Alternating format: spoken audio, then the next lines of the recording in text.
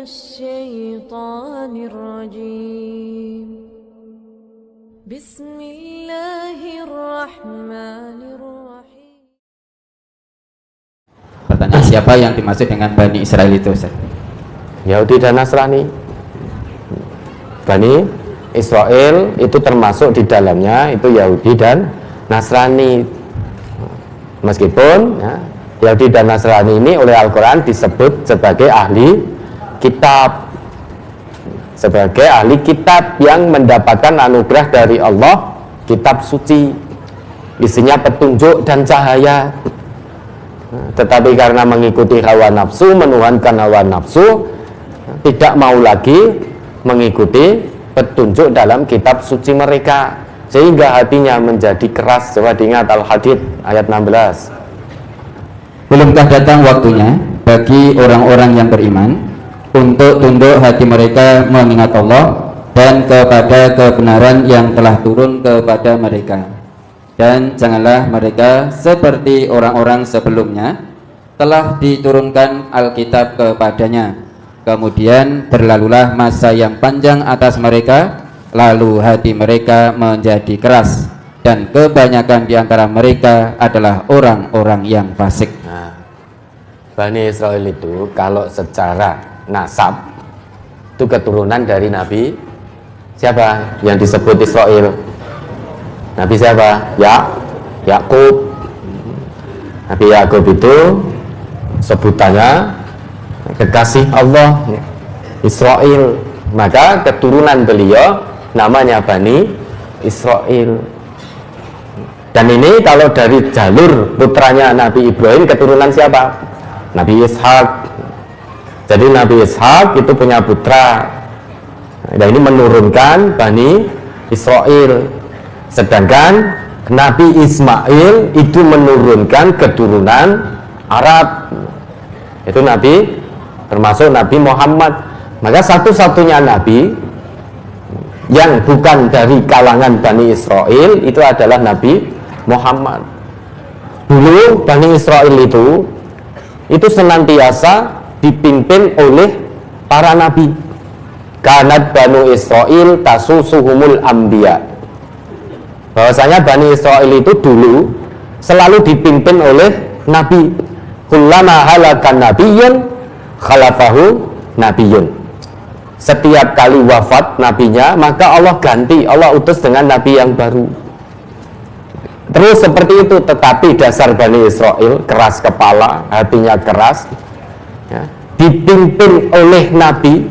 Setiap kali nabi wafat, Allah kirim utus nabi lagi, begitu seterusnya. Dan mereka juga diberi kitab oleh Allah. Karena hatinya keras, tidak mau lagi mengikuti petunjuk dalam kitab suci mereka, Taurat dan Injil. Makanya kita ditanya oleh Allah, disindir dengan sangat halus sekali oleh Allah dalam ayat ini. Alam yakni lilladzina amanu an takhsha'a qulubuhum li dzikrillahi wa ma nazala minal haqq. Belumkah tiba saatnya orang-orang yang telah menyatakan keimanannya, orang-orang yang telah mengaku beriman, belumkah tiba saatnya hatinya tunduk patuh untuk terus mengingat Allah, sehingga hidupnya dimanapun dia berada senantiasa yakin diawasi oleh Allah, sehingga sulit untuk bermaksiat kepada Allah, sulit untuk jauh dari kitab suci, dari petunjuk kitab suci. Dan belumkah tiba saatnya pula bagi orang-orang yang telah mengaku beriman untuk hatinya tunduk patuh terhadap kebenaran yang telah turun, dalam hal ini Al-Quran.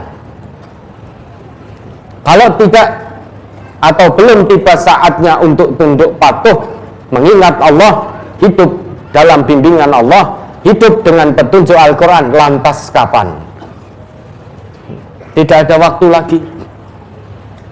Kalau saat ini, detik ini kita membaca ayat ini dengan mata hati, kalau kita ngaku beriman, harusnya kita merasa tersindir oleh Allah. Ini sindiran yang sangat halus, dari Allah, namun sangat mengena di hati orang-orang yang jiwanya dipenuhi dengan keimanan. Maka berkali-kali kita sampaikan, membaca ayat Allah, membaca hadis-hadis Nabi, jangan hanya dengan mata di kepala, jangan hanya dengan lisan saja, tetapi bacalah ayat, bacalah hadis Nabi dengan mata hati. Karena kalau hanya membaca dengan mata di kepala, hanya membaca dengan lisan, tidak ada ibrah, tidak ada pelajaran yang bisa diambil. Misalkan kita baca dalam mushaf ini sampai berjuz-juz, memang dapat pahalanya. Setiap huruf 10 kebaikan. Namun kalau tidak menyertakan mata hati, tidak ada ibrah yang bisa kita ambil. Padahal setiap huruf, setiap ayat dalam Al-Quran itu isinya ibrah, pelajaran. Pelajaran yang tidak biasa, pelajaran sangat istimewa, karena pelajaran dari Allah. Maka isinya petunjuk di setiap huruf, setiap ayat. Sertakan mata hati. Kalau kita baca ayat ini dengan mata hati, saat ini tentu hati kita akan terkena, kita akan muhasabah. Oh iya, kalau bukan saat ini saya tunduk patuh pada Allah, tunduk patuh pada Quran, lantas kapan? Kalau saat ini saya masih suka berkata kotor, saya masih suka berkata bohong, saya masih suka memfitnah, masih suka mencuri, korupsi, zina, dan lain sebagainya. Terus kemudian sebelum saya bertobat tiba-tiba Allah kirim malaikat mautnya, terus bagaimana nasib saya di hadapan Allah kelak? Maka ibrah terambil. Begitu ibrah terambil, dia akan berubah, menghentikan perbuatan kotornya, menghentikan ucapan kotornya, menghentikan kemaksiatan, dilawan hawa nafsunya. Bukan malah berkeadaan seperti orang-orang sebelum kita, yaitu ahli kitab. Fatala alaihimul amadu faqasat qulubuhum wa katsirun minhum fasikun. Jauh dari petunjuk kitab sucinya. Taurat, Injil dulu yang Allah turunkan itu isinya petunjuk dan cahaya, huda wa nur, petunjuk dan cahaya. Tetapi karena petunjuk dalam Taurat dan Injil itu senantiasa tidak cocok dengan hawa nafsu manusia, maka banyak orang Yahudi dan Nasrani menutup-nutupi kebenaran petunjuk Taurat dan Injil. Petunjuk yang tidak cocok dengan hawa nafsunya ditutup-tutupi atau bahkan dihilangkan, diganti dengan tangan-tangan mereka. Hukum zina bagi yang menikah harusnya dirajam, itu ada dalam kitab suci mereka, dirubah menjadi dipermalukan. Jadi orang yang berzina cukup hanya dipermalukan, dipukul dan dipermalukan. Jadi dirubah-rubah. Kenapa? Karena kalau mengikuti petunjuk kitab suci, tidak cocok dengan perbuatan yang disenanginya. Kan nafsu itu la'ammaratun bisu. Sama dengan kita, Al-Quran isinya petunjuk dari Allah, hudal linnas, bahkan hudal lil muttaqin. Namun banyak orang Islam yang tidak mau mengamalkan ayat Al-Quran karena mungkin tidak cocok dengan hobi maksiatnya. Ada ayat tentang riba, larangan riba. Banyak orang Islam sekarang terjumus dalam praktek ribawi. Ketika ayat itu disodorkan, dijelaskan, bahkan diancam langsung oleh Allah dengan neraka jahanam pelaku-pelaku riba, tetap tidak mau berhenti dari praktek ribawi. Kenapa? Karena tergiur, tertipu oleh hasil dunia. Lah kalau saya berhenti dari riba, saya dan anak istri saya makan dari mana? Dia sudah mapan dalam kemaksiatan, sehingga untuk hijrah meninggalkan riba, meninggalkan kemaksiatan itu berat sekali. Nanti kalau saya meninggalkan, saya dapat uang dari mana? Sehingga ayat larangan ancaman tentang riba tidak lagi dia pakai, tidak mau memakai ayat itu. Sehingga sedikit demi sedikit semakin jauh dari petunjuk Al-Quran. Ada ayat wala taqrabuz zina, jangan dekat-dekat zina, innahu kana fahisyatan wa sa'a sabila, karena zina itu perbuatan keji dan perbuatan yang amat buruk, jalan yang sangat buruk. Sudah tahu itu ketetapan Allah, namun banyak orang yang ngaku Islam juga melakukan itu dengan alasan pena. Sudah tahu larangan tentang pacaran, bahkan orang yang menyentuh lawan jenis yang bukan mahramnya itu ditikam kepalanya dengan jarum dari besi, itu lebih baik daripada dia menyentuh wanita yang bukan mahramnya. La ayyuta'ana fi ra'si ahadikum bimikhyatin min hadidin khairul lahu min ayyamassa imra'atan la tahillu lahu. Ketetapan Nabi seperti itu. Ditikam salah seorang di antara kalian di kepalanya dengan jarum besi, itu lebih baik daripada dia menyentuh wanita yang tidak halal baginya. Sudah tahu ketetapan itu, tapi umumnya laki perempuan bersalaman meski tidak mahram. Kalau tidak salaman, takut dikatakan orang umum, takut dikatakan sok suci, takut diturunkan pangkatnya, takut di PHK dan lain sebagainya.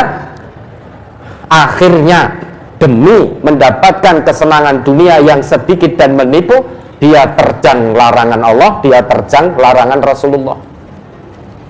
Dan anehnya mencari-cari dalil untuk membolehkan salaman lanang karo wedok yang bukan mahram. Kemudian ada yang ngakali dengan pakai kaos tangan. Pola pikirnya pola pikir Bani Israel. Sekarang kan apa sulitnya panjenengan diajak salaman perempuan meski cantik jelita, jenengan tinggal begini, apa sulitnya? Toh kemarin 2 tahun kita sudah diajari oleh keadaan, ya toh? Jangankan laki perempuan yang bukan mahram, sesama laki-laki saja sama perempuan juga tidak salaman 2 tahun kemarin. Bahkan kita jauh-jauhan itu 2 meter udah begini.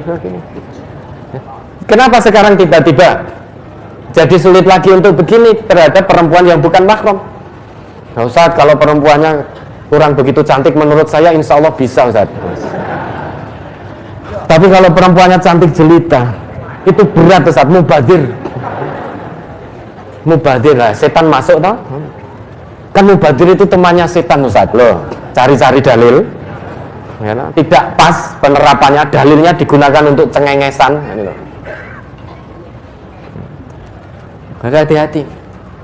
Orang semakin jauh dari petunjuk kitab suci, hatinya menjadi keras. Faqasat qulubuhum wa katsirun minhum fasikun.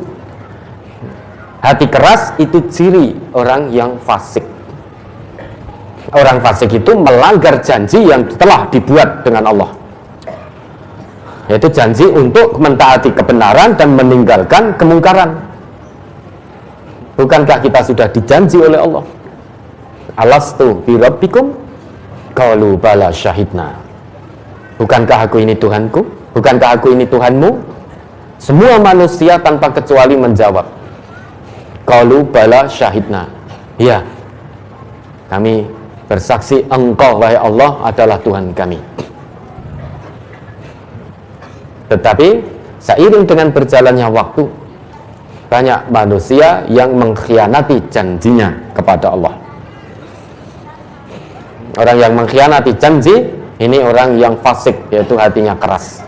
Dan inilah ujian terbesar sesungguhnya yang saat ini dialami oleh orang-orang Islam termasuk kita, yaitu qaswatul qulub, kerasnya hati. Ini ujian yang paling berat dan paling membahayakan. Sehingga ujian yang paling memberat, yang paling menyengsarakan, paling menghinakan, paling membahayakan, itu bukan ujian kemiskinan, bukan ujian kemelaratan, bukan ujian sakit. Banyak di antara kita takut yang diuji miskin. Banyak di antara kita takut yang diuji sakit. Padahal di balik sakit yang Allah berikan, kalau kita jalani dengan ikhlas, dosa-dosa kita digugurkan oleh Allah. Namun ternyata mayoritas di antara kita tidak takut dengan ujian qaswatul qulub, dengan kerasnya hati. Padahal kerasnya hati ini ujian yang sangat membahayakan, karena bisa menjadikan kita fasik. Orang fasik, kata Allah, finnar, ya, ubtulinal yaum, pada hari ini kita diuji bibaliyatin lakal balaya, dengan satu ujian yang tidak seperti ujian-ujian biasanya. Wahya qasiyatul qulub atau al-qulubu qasiyah. Ujian ini yang satu ini yaitu dengan kerasnya hati. Jauh dari petunjuk kitab suci, jauh dari petunjuk Al-Quran, jauh dari tuntunan Rasulullah, maka hati kita menjadi keras. Semakin jauh dari petunjuk kitab suci, semakin jauh dari tuntunan Rasulullah, hati kita menjadi keras. Kalau hati menjadi keras, maka itu ciri khusus bahwa dia termasuk orang-orang yang fasik. Biar kita tidak fasik, maka Allah beri cara, wala yakunu kalladzina utul kitaba min qabl. Jangan ikuti jejak langkah ahli kitab, yaitu jauh dari petunjuk kitab sucinya. Ya, Bani Israel itu adalah keturunan Nabi Yakub. Karena Nabi Yakub punya sebutan Israel, maka anak cucunya disebut Bani Israel. Ya, ada lagi?